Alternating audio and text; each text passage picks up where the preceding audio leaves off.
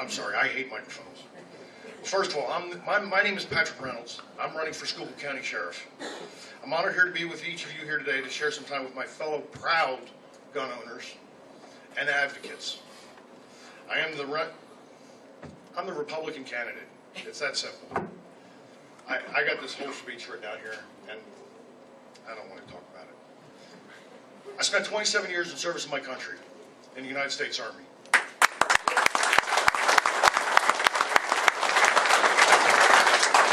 I was an MP in the Army, and for 27 years I protected my fellow soldiers from people. Because even those that are protecting us need to be protected. All right? As a current, yeah, you know what? I don't look at that anymore. I hate this thing. Mark, first of all, thanks for inviting me up. I really appreciate that. I'm not a big speaker, as you can tell. I'm more on my actions than my words. It's all right. I came in this world with one thing. That was my integrity.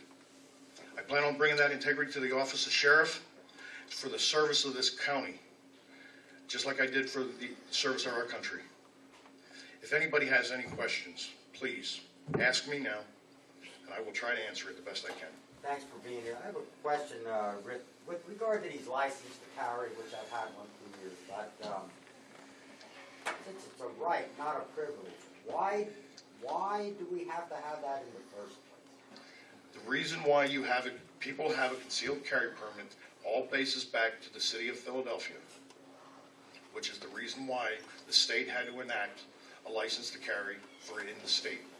The city of Philadelphia is one of the few counties, it takes an average of 9 months for somebody to get a concealed carry permit in the city of Philadelphia. One simple question.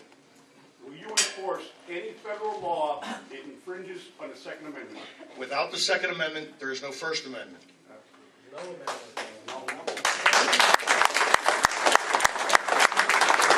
I, as sheriff, will not allow, nor will I assist or allow anybody who works for me to take weapons from anybody. I will be there to stop them.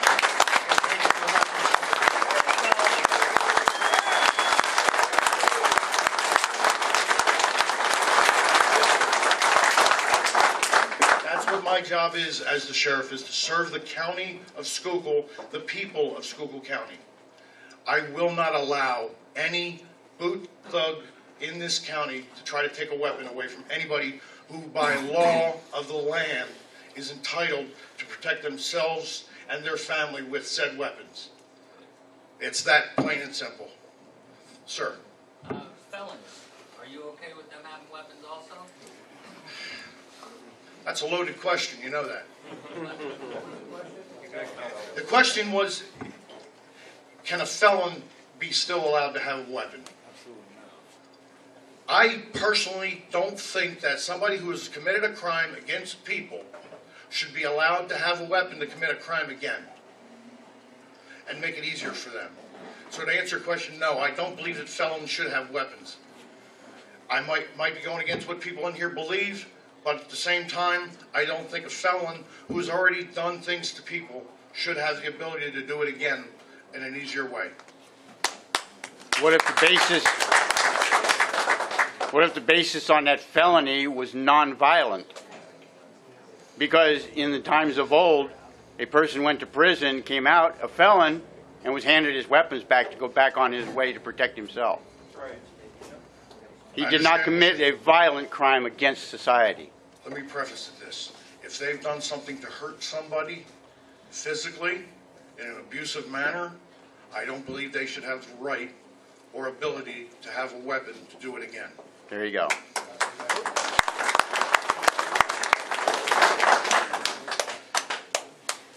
All I can do is ask for your support now and in the future. I put some of my cards on the back table back there. It's got a website on it. It's in its infancy. Anything that you can do to help me, I would appreciate it. Come see me. I'll give you one of my business cards. You can call me.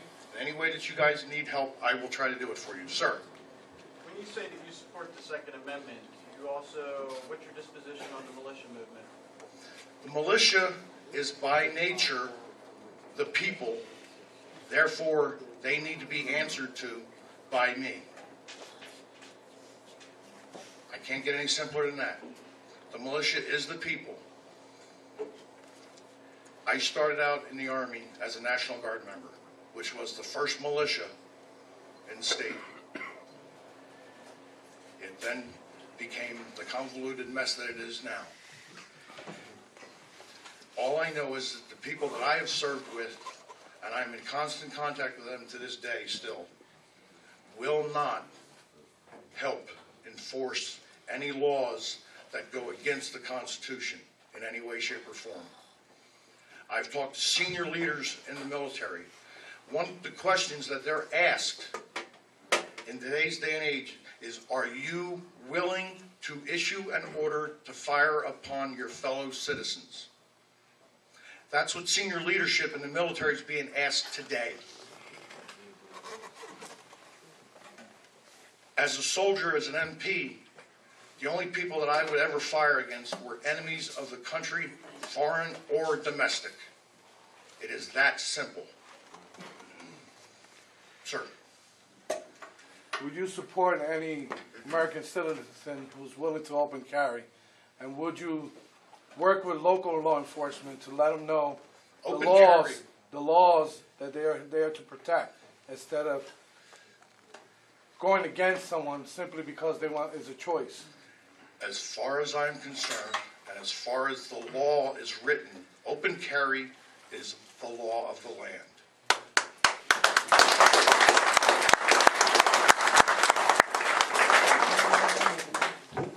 That's all I got, guys. I would expect go ahead. You have another question, sir? Yes, sir. 23 states have a state defense force.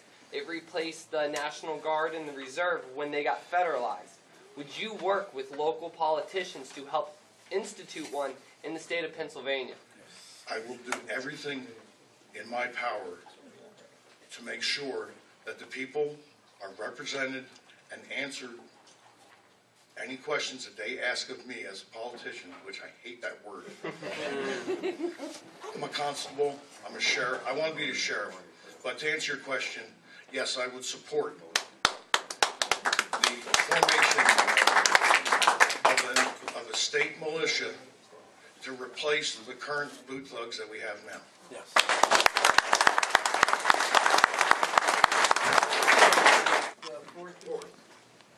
It's that simple. At the state, well, it's not the law of the land at the state level, but you're saying... The state, when I take the oath as a sheriff, I'm taking the oath to protect and defend the Constitution of the United States and the state of Pennsylvania. The Patriot Act has nothing to do with the Constitution, and they can take that Patriot Act and roll it up, and they can put it somewhere.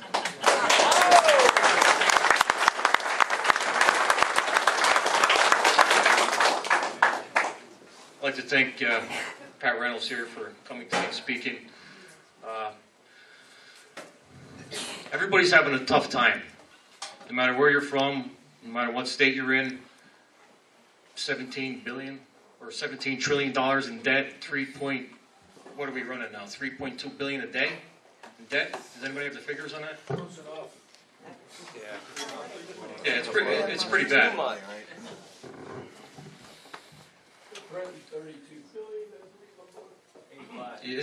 high. It's disturbingly high. When this guy, whatever name he wants to go by this week, was elected into the White House, it's like a piggy bank to him. I don't know anybody in this room that could afford a $7 million vacation to Hawaii. I don't know anybody in this room that has a private jet at their will. We're paying for that. It's disgusting. It really is. Not that the other guy, the other candidate, was a better choice, but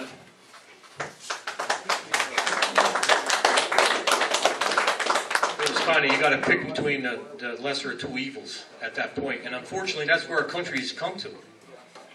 It's disturbing. Where are the real American people today? That's what I don't know. Where's everybody at? They're right here. Right here. Amen. I hear you on that, brother. I hear you on that. We need people like yourselves to run for these offices and kick these bums out. Get rid of them and tell them if they don't abide by the, and if you don't want to run, then you need to be proactive. You need to do something. When I gave that speech down in Maryland the other day, you know, the sheriff, one of the questions when the sheriff came up and asked when it was his turn to speak was, will he enforce any confiscation laws that Maryland may pass? And as you know, Maryland had just passed some kind of draconian gun laws. The day after I was there, they passed this law. Now, he was a retired state trooper, so that just in itself, I'm just disturbed with that.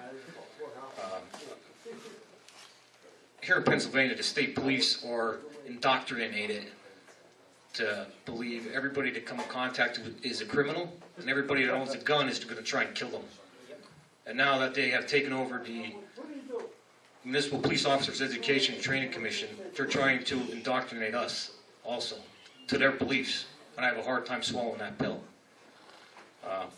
The question that was asked to the sheriff of Maryland was, will he enforce any gun laws, confiscation laws in Maryland that may or may not come down? His reply was,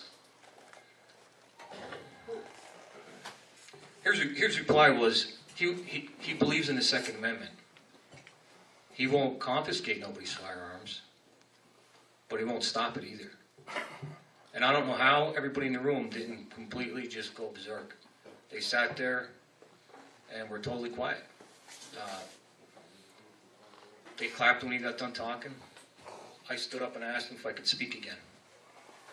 And I asked the people that were there that night, over 100-some people, I said, do you understand what your sheriff just said to you? They said, yeah, he's for the Second Amendment. I said, no. I said, when you're getting your doors kicked in, and you're getting your guns taken off you, he's going to be sitting at the courthouse drinking his coffee. Well, the place went crazy. The sheriff got up and stormed out of the building.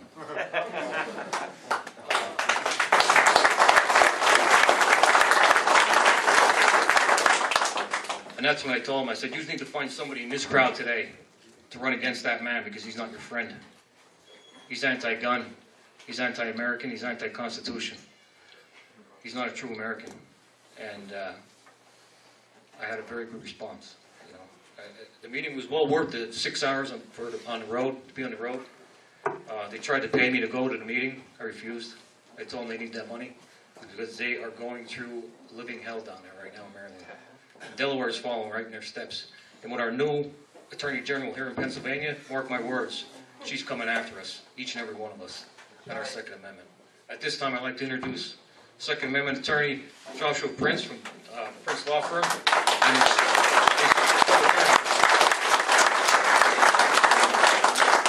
I think everyone will have no problem hearing me.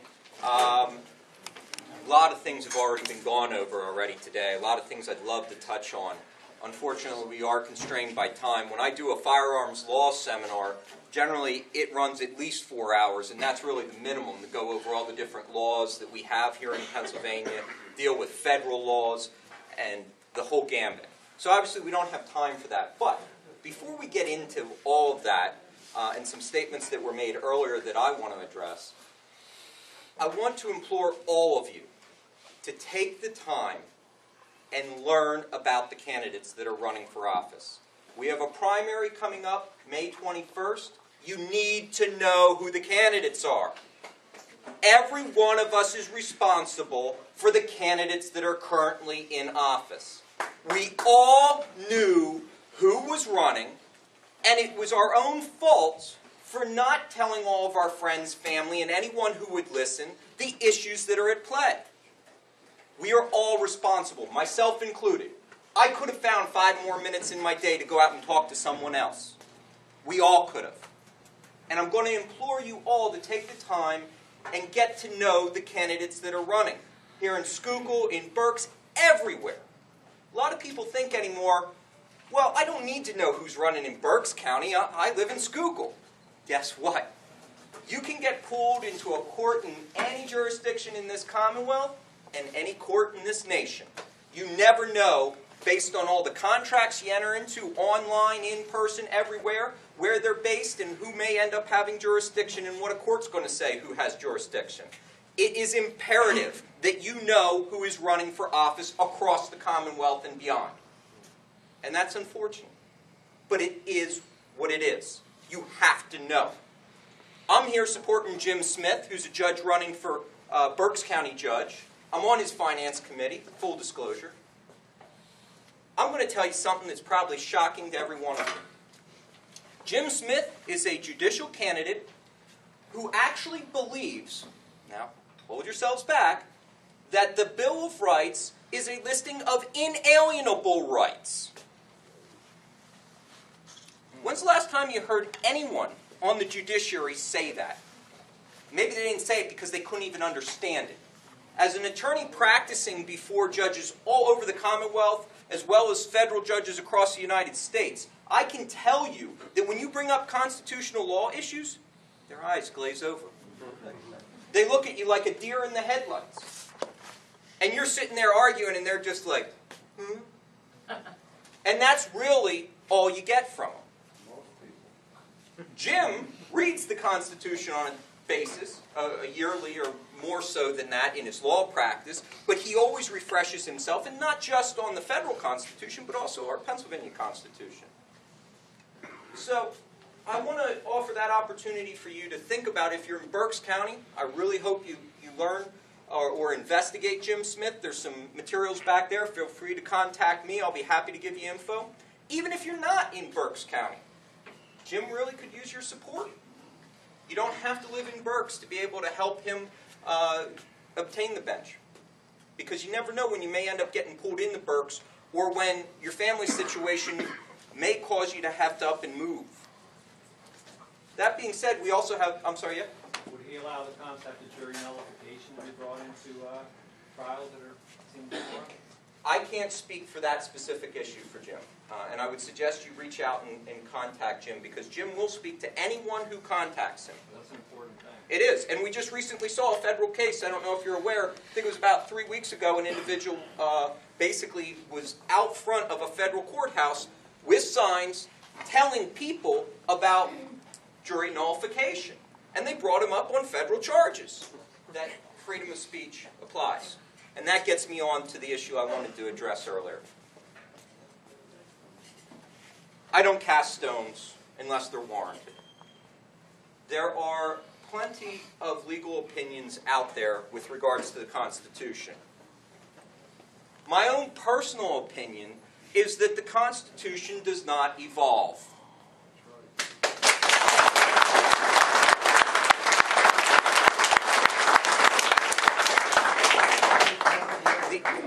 The evolution of the Constitution only occurs through the amendment process. You don't like what it says, you go through and amend it. But we, the people, have the say in amending it. And the reason why we don't see any amendments to the Constitution being offered is because they'd never make it. It's absurd to even consider it. I am a strict constructionist, and a lot of people that's fallen on deaf ears too, or no longer really give much credence to it, because we have a very educated Supreme Court justice who also touts himself as a strict constructionist, who read "shall not infringe" to mean reasonable restrictions are acceptable. Wrong.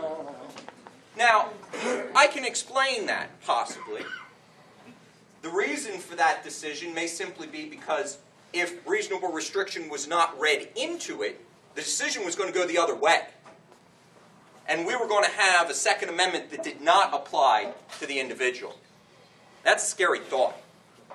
Every one of us needs to realize that was a 5-4 decision. One vote difference, and we'd all be having a very different discussion right now. And we all have to stay cognizant of that, because that is extremely scary. Our rights are eroding at such a fast pace, I can't even keep track. Case law is just coming out from every different court that's around at such a fast pace that that there is no such thing, in my humble opinion, as a general practitioner. You cannot possibly do your client a service and be practicing in multiple areas of the law. It is an impossibility. All I do is firearms law, and quite honestly, between my clients and keeping up with the case law changes, I can't keep up with that one niche area. That's the pace at which we find ourselves. That doesn't change the fact that the Constitution was written and still today applies and does not evolve. Now, as I said before, there's a lot of issues I'd like to talk about. We've heard about the right to carry a concealed weapon without needing a license to carry firearms. I just handled a case where I argued that before the Commonwealth Court. And you can all guess what the Commonwealth Court did. No, we can't have that. God forbid. No, we read D.C. v. Heller that we can have those quote-unquote reasonable restrictions as allowing licensing. And actually the state has the power to require licensing. That's a scary thought to me. But that's what our Commonwealth Court came down with. But at the same time, I also did establish some new precedent. The Commonwealth Court, for the first time in the history of the Commonwealth, said we do have a due process right in an issued license to carry firearms. They found that not only do we have a liberty interest in our issued license to carry, we also have a property interest in it. That means that when Philadelphia yanks that guy's license, doesn't revoke it, just takes